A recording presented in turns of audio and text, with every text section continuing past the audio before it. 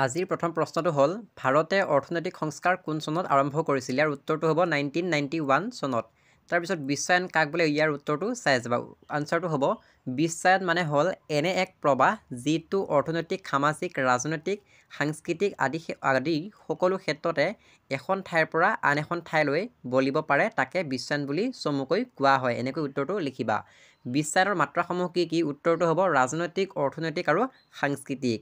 বিশ্বায়ন বা গোলকীকৰণৰ দুটা কাৰণ লিখা, এইটো ভেৰি ইম্পৰ্টেণ্ট, এইটো চাই যাবা। বিশ্বায়নৰ প্ৰক্ৰিয়াত জড়িত থকা বা জড়িত দুটা সংগঠনৰ নাম লিখা। উত্তৰটো হ'ব আন্তৰ্জাতিক মুদ্ৰা নিধি আৰু বিশ্ব বেংক।